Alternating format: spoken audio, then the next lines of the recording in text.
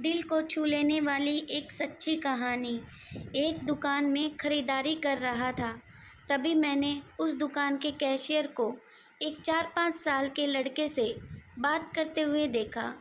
Cashier बोला, माफ़ करना बेटा, लेकिन इस गुड़िया को ख़रीदने के लिए तुम्हारे पास पर्याप्त पैसे नहीं हैं।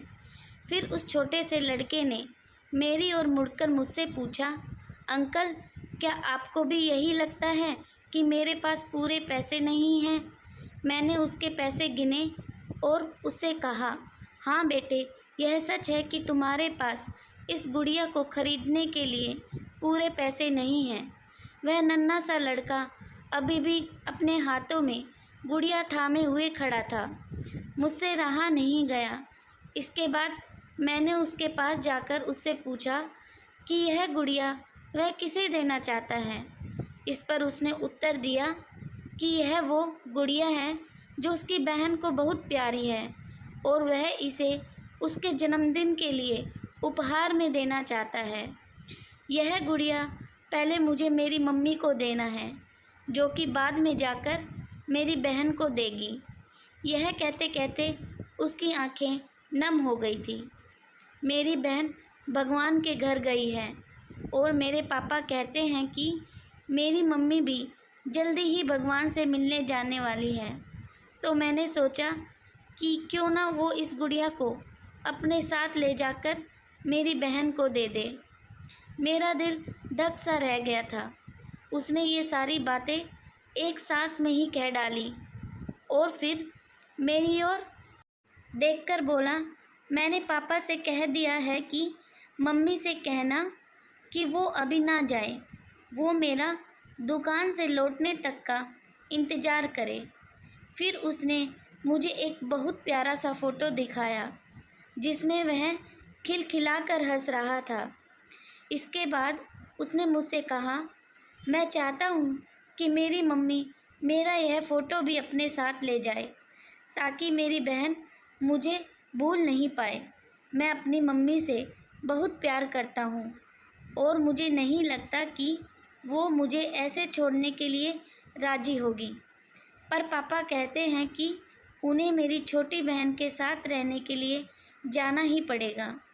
इसके बाद फिर से उसने उस गुड़िया को गमगीन आंखों से खामोशी से देखा। मेरे हाथ जल्दी से अपने पर्स तक पहुँचे और मैंने उससे कहा, चलो एक बार और गिनती करके देखते हैं कि तुम्हारे पास गुड़िया के लिए पर्याप्त पैसे हैं या नहीं। उसने कहा, ठीक है, पर मुझे लगता है मेरे पास पूरे पैसे हैं। इसके बाद मैंने उससे नज़रें बचाकर कुछ पैसे उसमें जोड़ दिए और फिर हमने उन्हें गिनना शुरू किया। ये पैसे उसकी गुड़िया के लिए काफ़ी थे। यही नहीं, कुछ पैसे अतिरिक्त भी बच गए थे। नन्हे से लड़के ने कहा, भगवान का लाख लाख शुक्र है मुझे इतने सारे पैसे देने के लिए। फिर उसने मेरी ओर देखकर कहा कि मैंने कल रात सोने से पहले भगवान से प्रार्थना की थी कि मुझे इस गुड़िया को ख़रीदने के लिए पैसे दे देना ताकि मम्मी इसे मेरी बहन को दे सके, और भगवान ने मेरी बात सुन ली।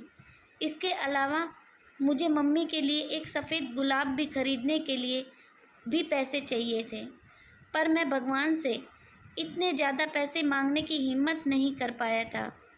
पर भगवान ने तो मुझे इतने पैसे दे दिए हैं कि अब मैं गुड़िया के साथ साथ एक सफ़ेद गुलाब भी खरीद सकता हूँ। मेरी मम्मी को सफ़ेद गुलाब बहुत पसंद है। फिर हम वहाँ से निकल गए।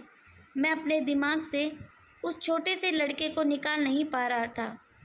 फिर मुझे 2 दिन पहले स्थानीय समाचार पत्र में छपी एक घटना याद आ गई, जिसमें एक शराबी ट्रक ड्राइवर के बारे में लिखा था जिसने नशे की हालत में मोबाइल फ़ोन पर बात करते हुए एक कार चालक महिला को कार को टक्कर मार दी थी, जिसमें उसकी 3 साल की बेटी घटनास्थल पर ही मृत्यु हो गई थी और वह महिला कोमा में चली गई थी।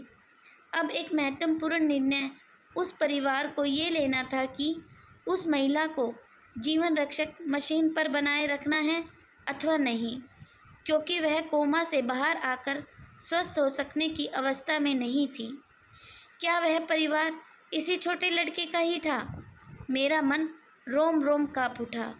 मेरी उस नन्हे लड़के के साथ हुई मुलाकात 2 दिनों बाद मैंने अखबार में पढ़ा कि उस महिला को बचाया नहीं जा सका।